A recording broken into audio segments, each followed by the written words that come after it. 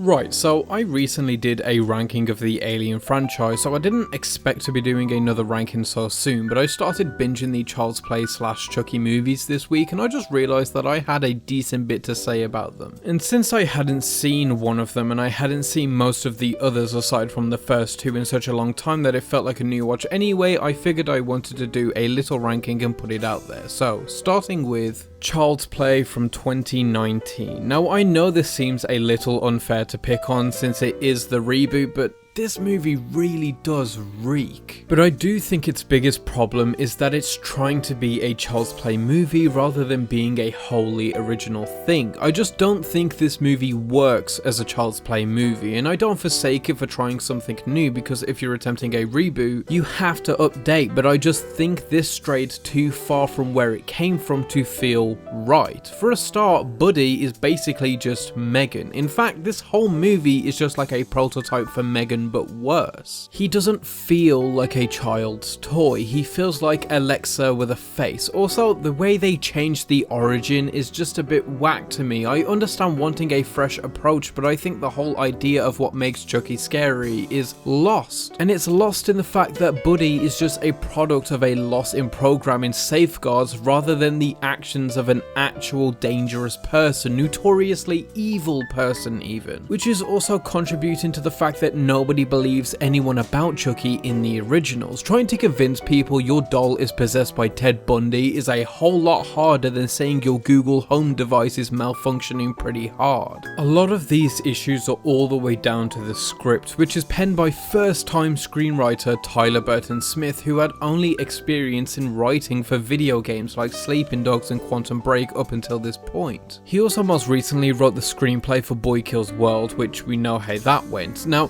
I don't blame Smith for this, since they probably shouldn't have hired a first-time screenwriter for a project as big as this or as difficult to navigate, especially when replacing Don Mancini, who created the franchise and character and had also written every Chucky related project except this one. Even the recent TV show, the whole plot is overly complicated, they add too many characters, the janitor stuff is stupid. Giving Andy friends feels wrong because it takes away the isolation that Andy feels and also lessens the importance of his connection to Chucky. They try to make the mom way too involved, Chucky becomes too lifelike from the get-go, his design is so fugly, and overall it's all just a bit too much, too different, too cliche. However, I would give my life for Aubrey Plaza, that woman is a gift from God. Mark Hamill would be great casting if it weren't for them replacing Brad Dourif, who is irreplaceable as Chucky for me. Gabriel Bateman is a better actor than Alex Vincent at this point when it comes to playing Andy, but he is also older and has way less material to work with. The innocence of Andy is what makes him so compelling, so the age is definitely a factor that gets lost here. In fact, the only new thing this movie has that works for me at all is Brian Tyree Henry, who is just delightful in basically everything he's in anyway, so he couldn't hurt this project. The score is passable, but nowhere near as fun or effective as previous installments, and overall this is just a lackluster movie that I don't find much value in, and I don't see a reason you'd want to see this one over any of the others instead, especially not the first. But moving on, because I don't just want to dog on the reboot forever, at 7th we have Child's Play 3. So from this movie onwards, I enjoy every installment. Because Child's Play 3 isn't bad, but for the most part it's just boring. Andy is a lot older and now in military camp, which is about as boring as a location can be for a Child's Play movie. I don't like any of the new characters introduced barring Kristen, who even then is a subpar character in the grand scheme of Child's Play characters. This is the first time we have an antagonist aside from Chucky himself, and he's also just incredibly boring. Also, this new kid Tyler has nothing really about him. I understand that Mancini wanted to make a big switch up from the first two to avoid the series getting stale, but I just don't think a lot of these changes work too well. I will say that Brad Dourif is giving a great performance still, as he always does. Justin Whalen is pretty decent as a grown-up Andy, and there are some really great moments like Chucky replacing the bullets in the rifles from paint bullets to real ones. But this movie always feels like one you have to get through rather than one you look forward to. The big third act at the fun fair is pretty great and exciting, but the journey to that can be a bit sluggish. So so in the end, it isn't fantastic, but it also isn't terrible.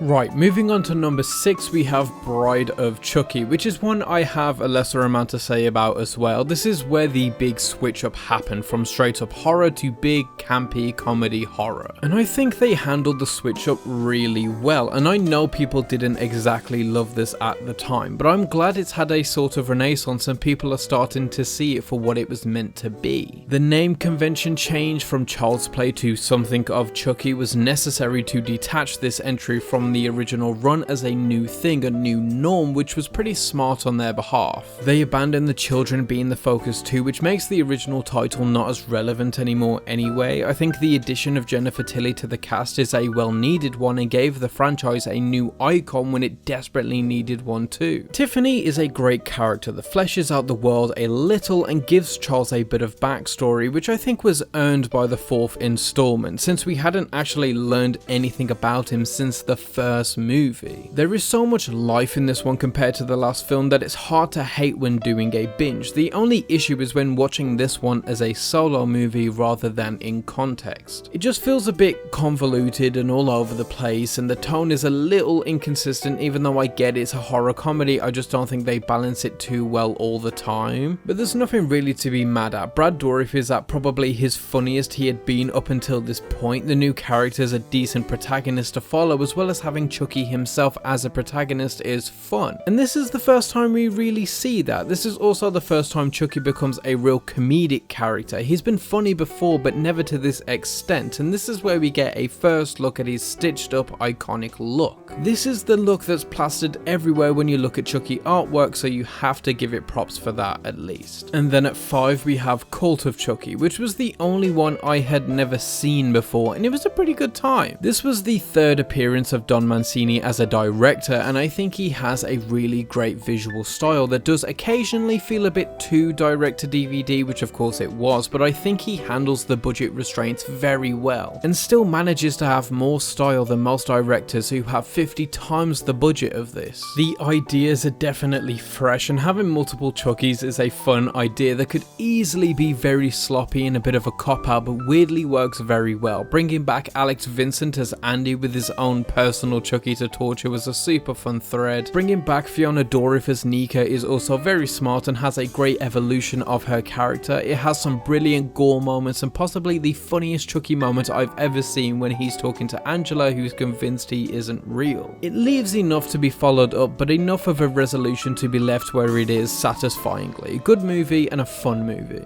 Okay, so at our number 4 we have Seed of Chucky, which may be my most controversial placement. This is generally seen as the lowest point or a lower point in the franchise, but I can't get behind that sentiment at all when this is by far the funniest movie in the series, the wackiest, the campiest, and the most meta by a mile. Jennifer Tilly playing both Tiffany and her real life self is hilarious, but she's also doing a brilliant job of it. She does distinctly separate the two in her performance, which is pretty impressive considering how distinctive her voice is and her acting style. The introduction of Glenn/Glenda is so bizarre but somehow just works. I think that's mostly down to the performance of Billy Boyd, better known as Pippin, not to mention the cast inclusion of Hannah Spirit of S Club 7 fame, or more importantly to me, Primeval fame, which is one of my favourite TV shows ever, which I'll absolutely do a video on one day. This film just takes so many bizarre routes that I can't help but admire the swing and look back on the journey and wonder how we even got here. It's like the F9 of the Child's Play series. I have to appreciate this, and it is an absolute thrill to sit through. I don't care that horror purists get touchy about the tone diversion. Inject some fun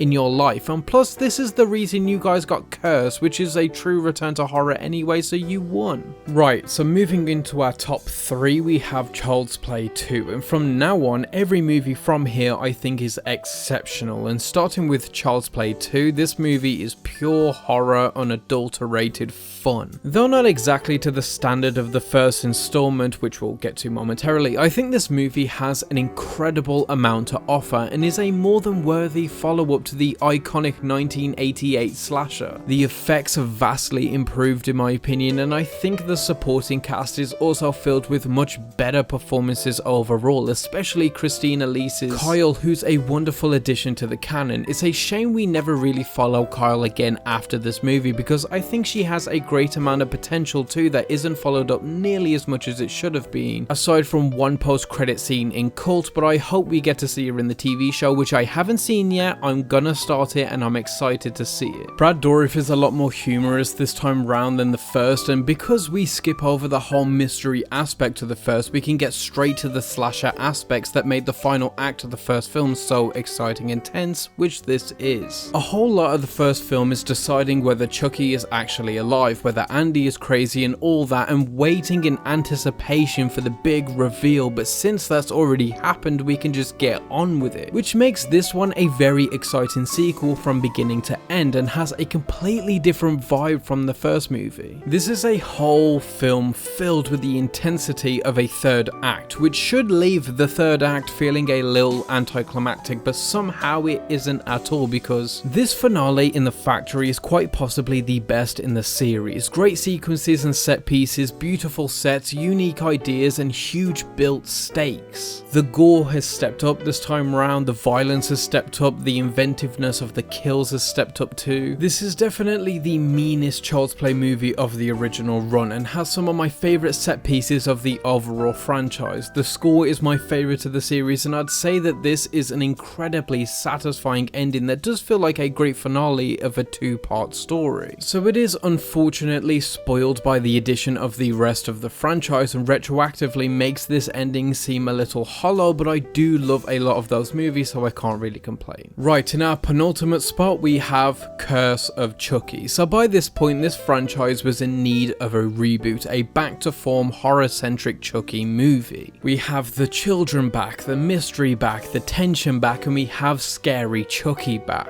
I think the directing is the most fun it had been since the second movie here. A lot of playing with reflections. There's this one flashback scene in black and white except the yellow sunflowers. A lot of split diopter shots, which are my favourite kind of shot, Dutch angles, a lot of scenes that play with the lighting and shadows, great use of blur and focus, overall just directed super well. Especially considering the $5 million budget and the direct-to-DVD status, there was a clear level of love put into this by Mancini, and if it weren't for the one or two shots of the ugly CGI Chucky, I'd say this design is about as perfect as it ever got. Fiona Dourif is a perfect piece of casting, and her character absolutely brings something unique to this franchise we hadn't seen before. I love how back to basics this is. The horror is dialed the most it has ever been. I love having it set solely in one location rather than a big adventure. They're more reserved with Chucky like the first movie, and I think it just works so much better than mostly all the other films as a direct sequel to the first. It fleshes out more of Charles Lee Ray's backstory that, like Bride of Chucky, I felt was much needed by this point. It's a fantastic movie despite all its unfavourable circumstances, and one I'd recommend to anyone even if you've only seen the first three. Which leads us to our number one, which is a bit of a boring pick, but it's the original classic and iconic 1988's Child's Play.